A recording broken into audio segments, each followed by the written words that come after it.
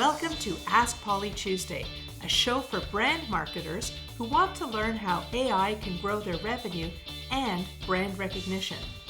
Our AI is named Polly, and she is the first AI in the world able to do probabilistic sampling on social media. That means you can now get statistically valid market research on your desktop in less than 5 minutes. It's as easy as a Google search. Each Tuesday, we'll look at a new marketing problem and how to solve it with data. The goal is to help you learn about AI and how it can help you grow your market.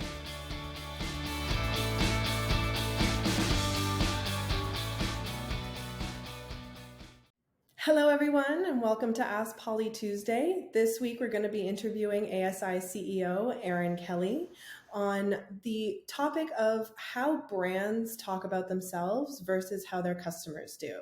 This week we're looking at the insurance case study and how Canadians are engaging with their services. So Erin, I would love to get started with some of the research that you did. Give us a rundown on your initial views. So really interesting. We looked at 28,000 Canadians across the country. We made sure we had a representative sample. Now these people are on social media, online, different platforms, and we're looking to see when they are shopping for insurance or inquiring about insurance, what types of things are they asking about. So you'll see here on the graph, and this is the green graph, is what customers are saying and how they're reacting. So number one, they're looking for personalized service. I don't think that's a big surprise. They want to know that when they call, their broker is picking up the phone. And this is specifically how the customers feel about brokers.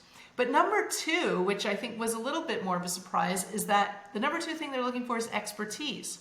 They want to know that their broker is an expert in the type of life insurance that they want to purchase. After expertise, we see the idea of a one-stop shop. I want to go to a broker who can give me several, my home and auto and life and all of those things. Number four is rates. So it's actually quite low down there, lower than I was expecting anyway. Options refers to a broker who can give you many options as opposed to, say, going directly to the insurance provider like Manulife or Intact. If you go through a broker, they represent all of those insurers and they can give you the best one for you. Diversity is a new thing that is cropping up. Do you understand my unique needs? So maybe I am LGBTQ, if I'm on hormones, how does that affect my life insurance or my disability insurance?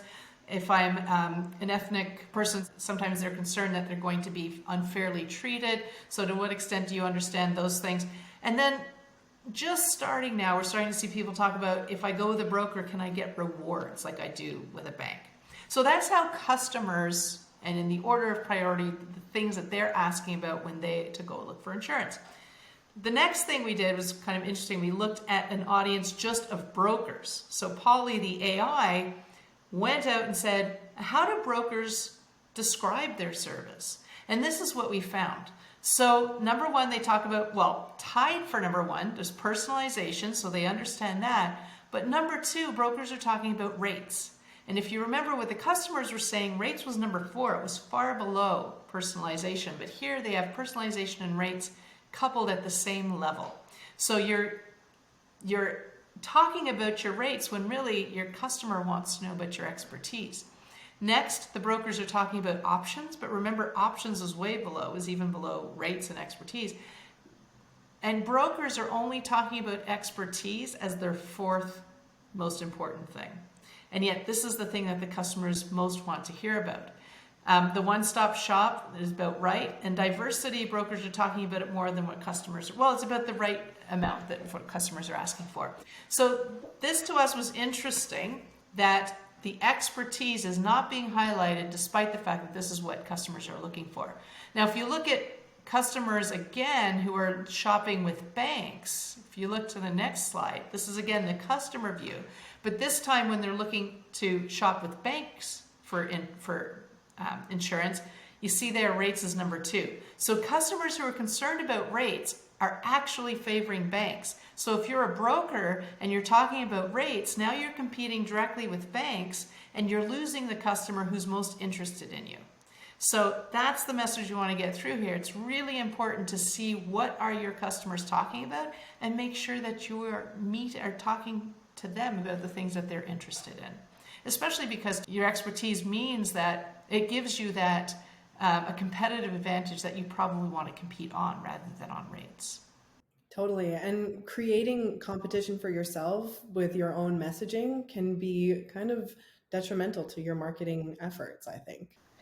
Yeah, and the cool thing is once you have that, the next step is once you know that you're going to compete on expertise, then you can do message testing with Polly. The other thing we wanted to understand was, is expertise something that is new that consumers are looking for? Is that why brokers aren't messaging for that, because things have changed and they're not aware of it?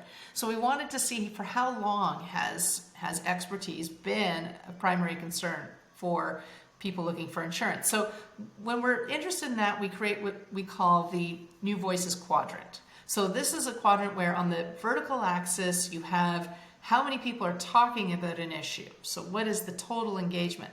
And then along the horizontal axis, we measure new voices to the conversation. So this means people who have never talked about this in the last, and you set the time frame, year, 6 months, who are now talking about it.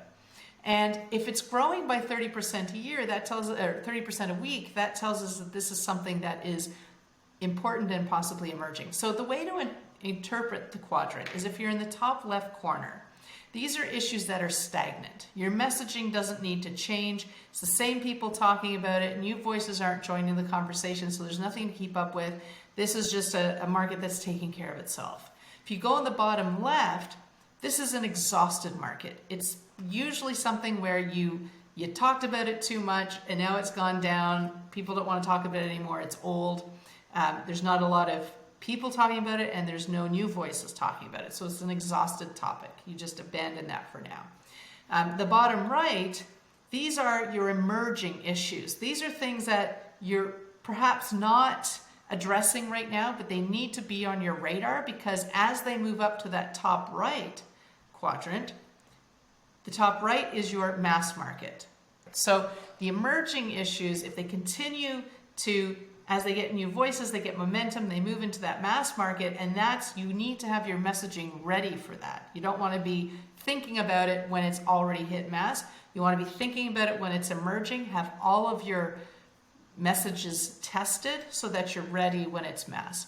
So let's look at expertise. So expertise 6 months ago, back in April, it was in the emergent category. You see it was coming up into mass. So it wasn't a mass thing yet. But if we fast forward 6 months later to now, expertise has now become mass. So that's probably why the brokers didn't have it on their radar. It's a moving issue, and you don't have to address it until it is mainstream. You don't want to be advertising expertise if everybody's concerned about rates. But now is the time to signal that expertise, because that's what customers are looking for.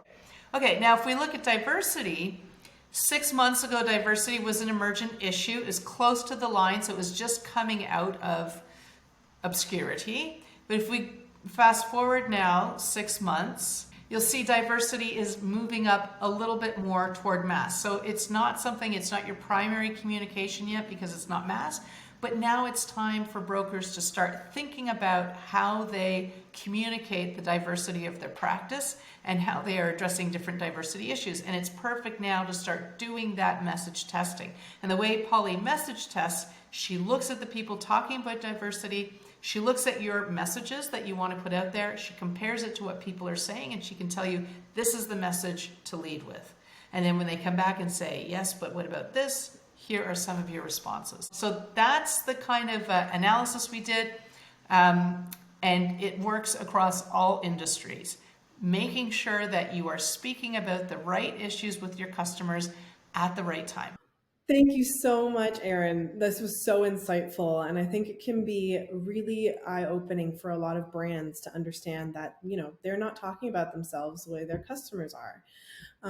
This is something that Polly's a really big expert in. So if you have any questions or if you'd like to get a hold of us, please send us an email at tuesday@askpolly.ai.